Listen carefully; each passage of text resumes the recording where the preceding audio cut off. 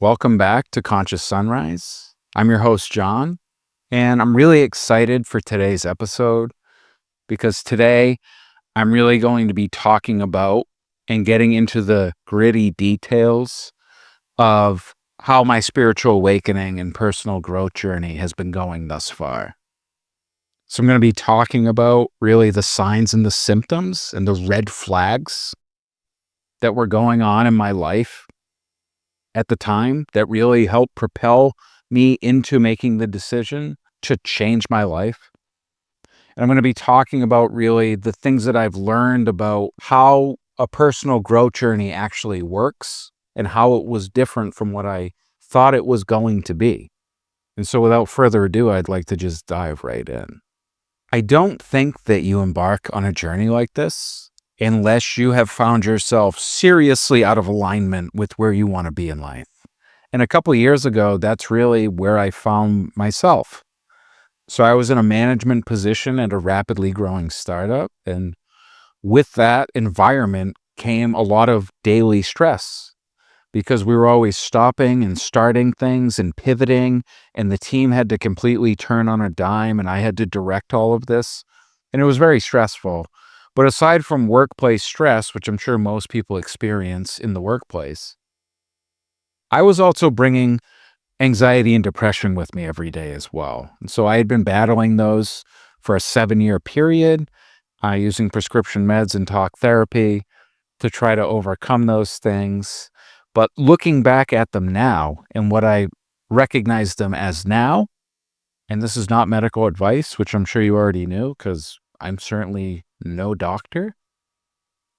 Those were really warning signs and symptoms of something deeper that was going on within me. And so what I understand now is that the body can kind of have these physical manifestations of pains or mental health issues. And it's really just your body and your soul crying out for change and to get on the right path that I was supposed to be on.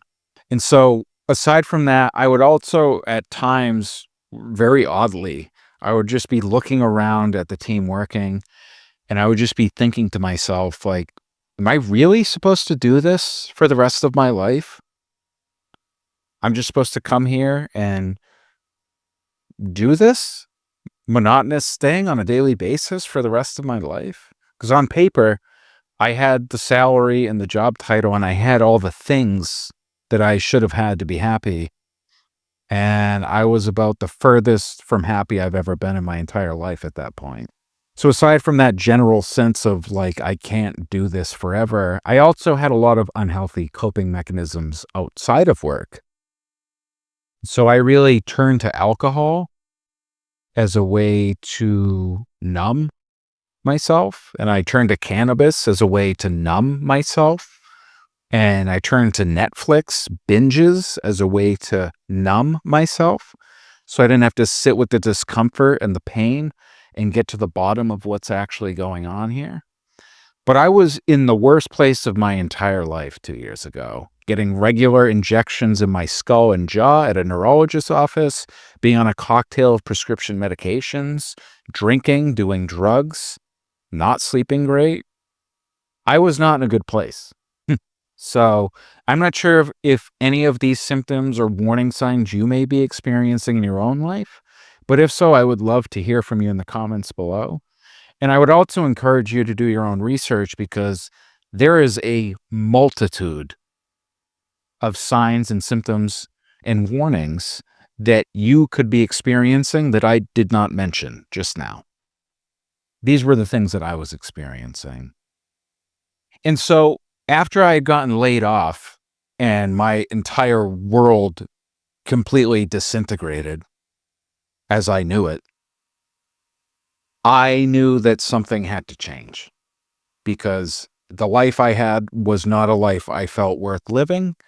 And so I knew that there was something seriously wrong with that and that life should not be this constant state of torture and despair on a daily basis. Like it didn't make sense to me anymore. And so knowing that I needed this change, I was like, this is the first breather I've had in 15 years of being on a very hard startup based career path. This is my first breather, and this is my chance to really get my life back on track. And so I began just pondering the idea of a personal growth journey and changing things.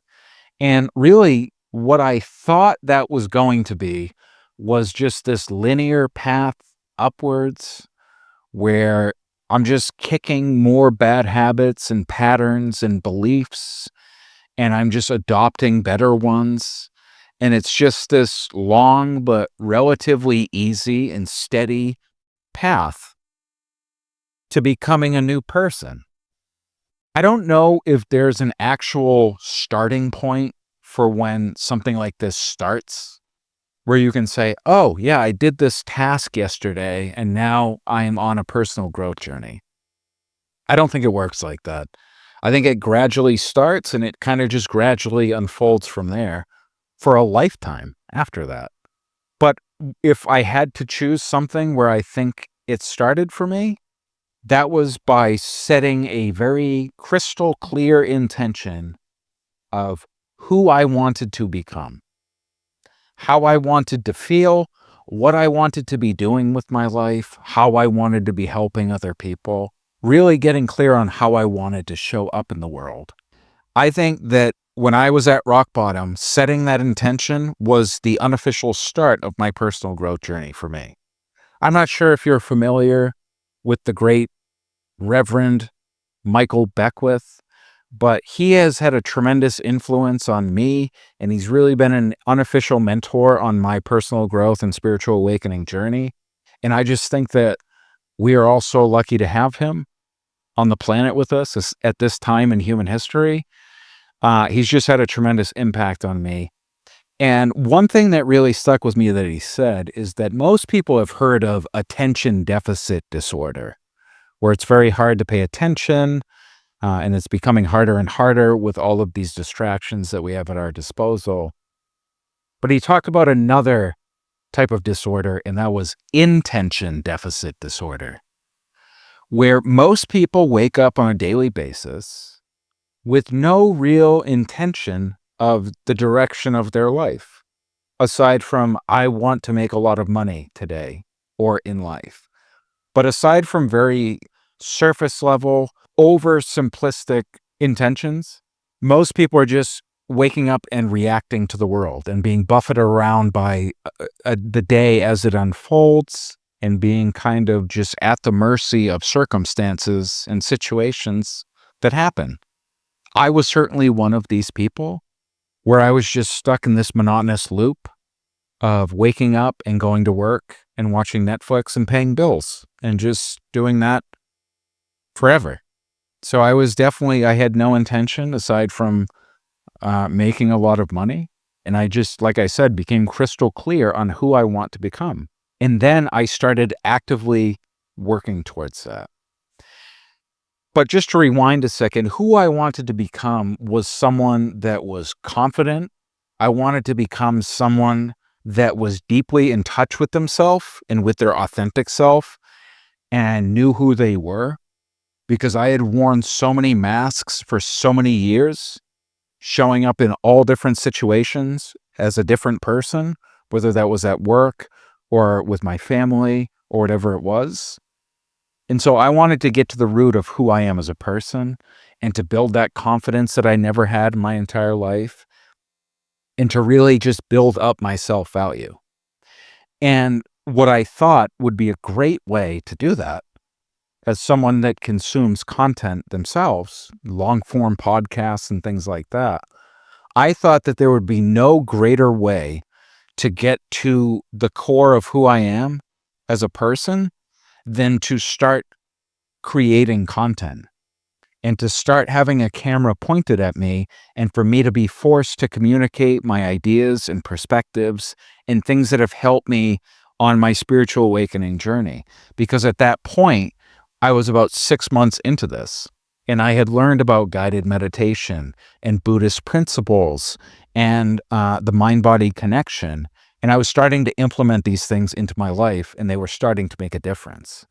So I knew that by building some sort of platform where I needed to figure out who I was as a person, and I needed to be my authentic self, and I needed to show up in a way that was confident. I thought that that would be the best journey to authenticity that I could possibly think of. And the fact that it scared the living you know what out of me, and the fact that it made me so uncomfortable and so like squirmy just thinking about it, the fact that it made me feel that way, I knew that I was really onto something by choosing that path as a way to become the person I wanted to become. So once I had this clear image in my mind of what I wanted to do and who I wanted to become, then the work started. And so I started writing a series of affirmations out in my journal on a daily basis and really living in this end result of how it feels so great to be able to wake up every day and to be able to help people that are suffering so they can live better lives. And I started, falling asleep to these ideas and these affirmations. And I would fall asleep visualizing myself being on a stage or something, just helping a lot of people. And these were all things that were so far out of my comfort zone. And I had such a tough time visualizing because it just wasn't the person that I currently was. And so that was really what led to my decision of wanting to be that person, because it was all of the things that I was currently lacking. I really just, as delusional as it sounds, started embodying this person. And I started just pretending like I was making a huge impact in the world and that I was super confident, and started really embodying that vibration. And then things started happening. So I was doing all this affirming and visualizing and embodying, and I started taking steps forward towards that. And so I launched my YouTube channel about a year ago. But the issue was that when I started out, I had no idea who I was and what my authentic self looked like and how I sounded. And so the videos that I started with, they're actually not even on my YouTube channel any longer because they were so cringeworthy looking back at them now. So I had actually worked in video production at one point in my life. And so I had a bunch of extra equipment laying around my house. In my first videos, I scripted word for word and read off of a teleprompter. I had all of this fancy lighting pointed at me. I would hide behind these quick edits, and I would even apply like digital makeup to my face when I was editing these videos because I was just so uncomfortable with seeing myself, with hearing myself. It was just a very difficult start for me, and it felt very off. I would shoot these videos and then I would be literally exhausted. I would feel like I had run a marathon, and it was exhausting because I was acting like someone I wasn't. I was playing a character is what I was doing. And that's why I found myself drained of so much energy. But as time went on, I started to improve little by little, and I got better and better. And ultimately, it led me to starting this podcast where I kind of put the scripts away and put the fancy lights away and put all the quick editing away to grab your attention and hold your attention. It's just not really who I am as a person. And so that wasn't the point of me going on this journey to become someone I'm not. I wanted to find out who I actually was. And so as I was doing these videos and doing these affirmations and visualizing and really trying to embody it to the best of my ability, things started happening in my personal life. There was a chain of events that lead up to just recently that really came out of nowhere. And in my opinion, there is no doubt in my mind that once I made this vibrational change, and I started taking steps forward to become the person that I intended to become, that these things started happening in my personal life. So I'm not going to go into these in great detail, but about 6 months ago, I had a disagreement with my parents around the holidays over some old patterns and family dynamics that had come up during the holiday season that I now see through. And so I stood up for myself, and they were not prepared for that.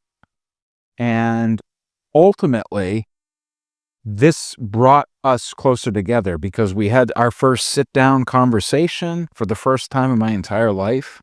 And it really ultimately drew us closer. And so this was a long overdue, I'm talking a decades overdue conversation. And it just showed to me like how much courage I had gained, how much confidence I had gained to finally stand up to these old patterns that I had been with for my entire life.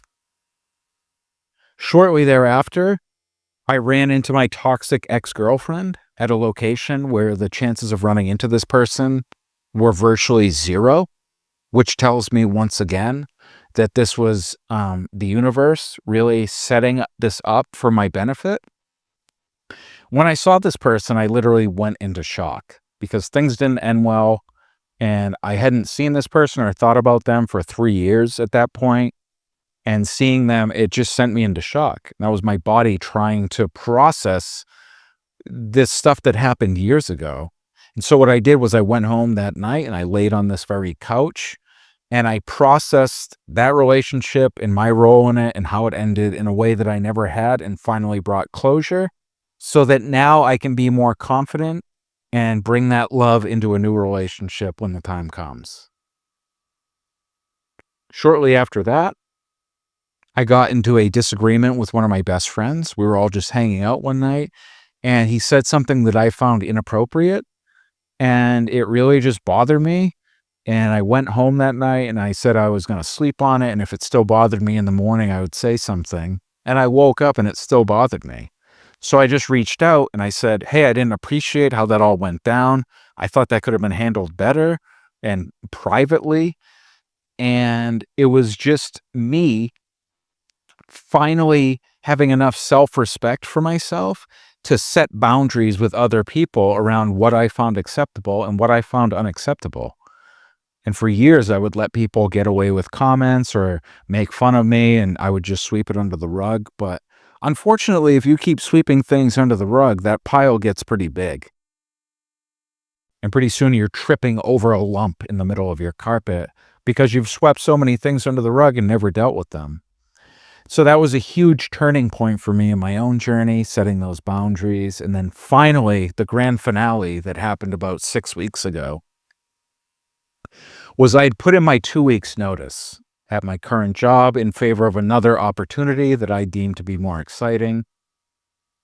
And I sent off my 2 weeks notice email to my former boss, and she sent a reply back.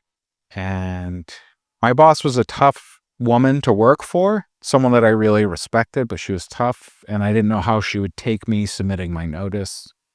What I got back was this very thoughtful email about not only the great job that I did in the job function that I had, but also she touched on these very personal qualities that I bring and kind of talked about the person that I am and how I help uplift the other team members and how I always bring such a great attitude into work and how my humor helps lighten the mood. And as I read this, I just started crying and I didn't know why I was crying. I didn't know what was happening. And I just started having this deep visceral release and this almost like wailing type cry. And I hadn't cried in years at that point. And I just kept repeating, kind of beyond my control even, that I am a good person. I am a good person. And so what that event did was it showed me exactly what the root cause of the mother of all triggers that I have is. My limiting belief, the limiting belief that I'm dealing with and that has followed me throughout my life, is that I have no self-worth and I feel like I'm not good enough and I can never do that or this or the other thing. And once I made that connection in the days that followed, I started looking back at my life and realized that this was a story that I'd created from about the age of 8. And it just was one thing after another where I was trying to confirm that belief in all these different circumstances. And what I realized is that that belief is the root of my depression and my anxiety. It is the root of my people pleasing and my control issues and my perfectionism. They all fall underneath that core belief that I'm not enough as I am. I never would have guessed in a million years that that was my limiting belief. But through making that connection and through talking about it with my therapist, who's amazing, that's what I uncovered. And so, once again, I don't find it any coincidence whatsoever that once I started actively taking those steps towards the person I wanted to become based on the intention I had set, that all of a sudden, all of these other things that had been dormant or I'd forgotten about in my personal life started rising to the surface and hitting the fan and forcing me to deal with them in a way that I never had. So just comparing this to what I thought this journey was going to be, it's drastically different from what it's actually been. So just some things that I've learned is that healing is not that linear straight line upwards like I thought it was, where you're just steadily getting better and better each day and changing behaviors like that. What I'm doing is changing my identity. So it's a lot different than just removing a couple bad behaviors that might come back at some point because the root cause of those behaviors was never treated or discussed or worked through at all. And when you're changing your identity, it is certainly not a straight line upwards. Um, really, healing is a spiral, as now I now understand it. So I go through these states of expansion where I feel just like the new version of myself that I'm trying to become, and I feel deeply plugged in spiritually, and everything seems to be firing on all cylinders. And then I get triggered by something and go into the next phase, which is contraction. And I totally underestimated these contraction phases. But having gone through a few of them at this point, I now feel qualified to speak to these experiences, and I totally underestimated the physicality that would accompany these contraction phases. I know that there's a lot of emotional stuff stored in your body, but the somatic sensations that I was experiencing as these patterns were removing themselves from my body were excruciating at times. So certainly after the major realization that I had around low self-worth, the next 2.5 weeks after that, all of my muscles were extremely sore. I couldn't even bend over and tie my shoes. Like, that's how bad this was. And there was no other change in my exercise or anything like that that would have warranted this kind of pain from head to toe. And so, like I said, I just underestimated the physicality of, these contraction phases. But what I turn to during those times is a lot of grounding practices and focusing on the root chakra. And if you're not familiar with the chakra system, that makes two of us because I'm still very much learning about the chakras myself. But I focused a lot on the root chakra, which is the first chakra, and it's really about your sense of safety and security. And so I did a lot of yoga and grounding practices during my times of contraction, drank a lot of water, was very conscious of the kinds of foods that were mostly plant-based that I was putting into my body, and really just focusing a lot on self-care. But then once you leave these states of contraction, it's now about integrating that insight. And really, the sore muscles and all that stuff is just your body off gassing and finally letting go of all this stuff that you have made your body carry for years, decades even, right? And so I had a lot of compassion for my body despite being in pain and being a little bit moody at that time. I had a lot of compassion that finally this was my body and my nervous system letting go of all the crap that I just accumulated and never worked through. I also learned that triggers are your friends. And really now it's like I'm kind of like looking forward to what my next trigger is going to be. Cause, when I would get triggered before, I would just get put into a bad mood and just deal with it that way. But since starting this journey, I've learned that really your triggers speak a lot about you and where you still need to do inner work. And so I've told this story before on my YouTube channel, but I used to work with someone that was constantly seeking validation. And despite having a dress code, she would show up to work wearing whatever she wanted, just fishing for compliments from people and doing stuff like that. And this would just like aggravate me way more than it should have. And I didn't understand why.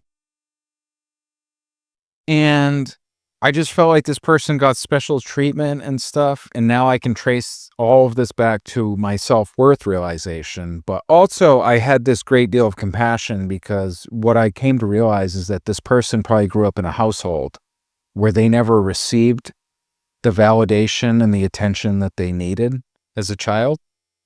And so now this is how they are dealing with it, and these are the tools that they've accumulated and that they're deploying on a daily basis to get through life.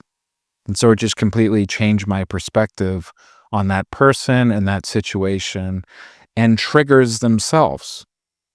So it's not fun to get triggered, I'm sure as you know, but really that's exactly what they are, is a mirror back at you about where you still have some sticky fingers and are holding on to things that you really need to let go of at this point. I also learned that self-care is essential during these journeys. Self-care, I did not think anything of it up until a year ago. I actually thought it was selfish for you to focus on yourself, but that couldn't be any further from the truth. Like I said, going through these times when I'm releasing all this deep stuff that's coming out and I'm sore and I've got a short temper and stuff like that, really focusing on self-care is huge, and going against your better judgment so you can just, take it easy and rest when you're tired and stretch or do yoga when you're tight, and just really breaking things down to a very simple formula and focusing on the needs of your body. Because if you've been through this before or you're anything like me, you're going to have that voice in your head, good old Mr. Ego, saying that you haven't recorded a podcast in a couple weeks and you should record 4 today on your day off because people are going to think you're dead if you don't. And I'm just like, yes, sir, I'm going to get right on that. Even though I can't even bend over and tie my shoes, I'm running on 2 hours of sleep. And so my next point is that you have to kind of learn to tame your ego. I don't believe in removing your ego, and I think that the whole part of why we came here is to have this individualized experience. So I'm not encouraging people to just have ego death and just completely remove their ego because it's something that you need to get out of bed in the morning or to give you that kick in the butt to go get groceries when you don't want to. So the ego is important, but finding that balance between what your ego is saying and what your body's saying is something that I have to learn on a daily basis and something that I've learned a lot about since starting this journey.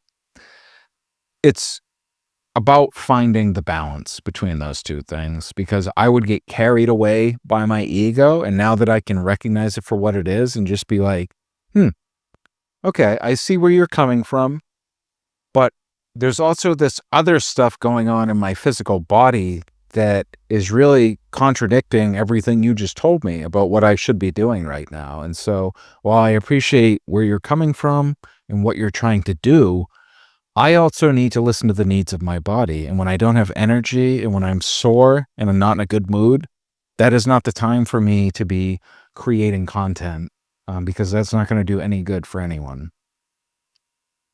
And then finally, at times, this does feel like dying. I can only imagine it feels like dying because parts of you literally are dying.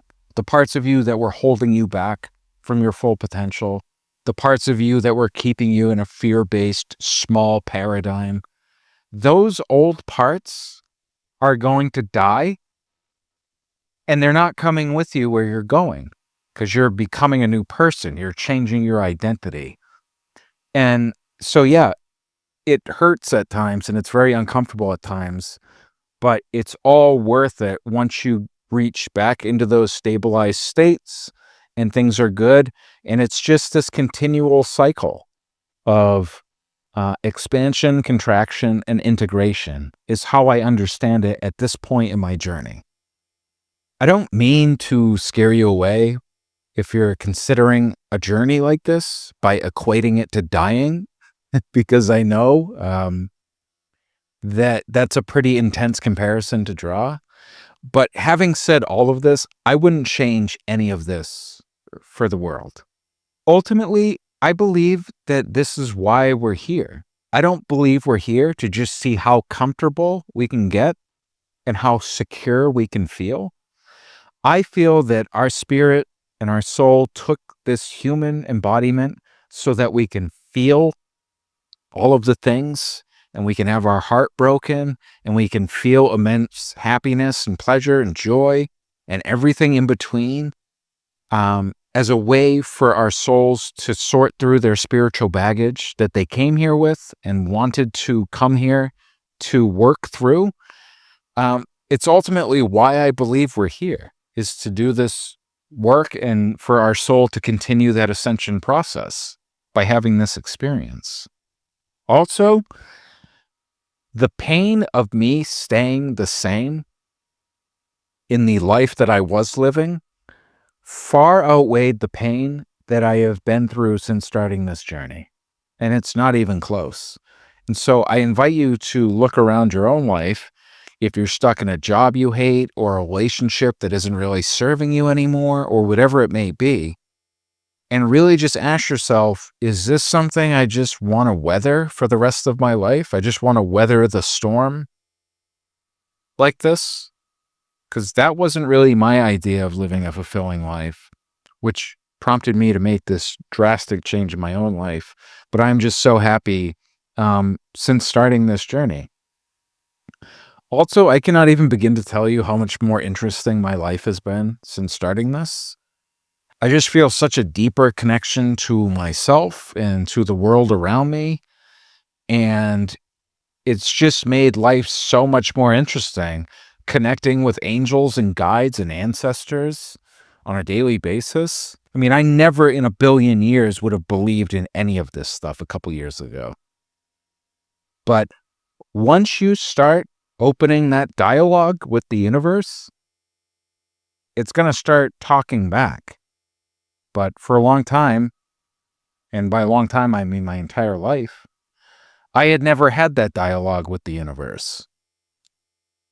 But it's there for the taking, should you opt to actually feel into that from a sincere place, and want to open that dialogue. The universe will talk back to you. There's just an immense amount of ways that my life has become more interesting since starting this, and that's been a really great benefit as well. And I really cannot believe the amount of growth I've experienced over the 2-year period I've done this. I know that 2 years is a long time, but it's easy for me to forget how far I've actually come over that period. And I have just grown so much in my confidence, in accepting myself, in figuring out who I am at my core, my authentic self. I just feel so much more confident in all that. This isn't mission accomplished by any means, but I'm a lot closer to the person I want to become than I have ever been in my entire life. Ultimately, I'm just back in love with the wonder that life has to offer, and I'm back in love with myself in a non-narcissistic way.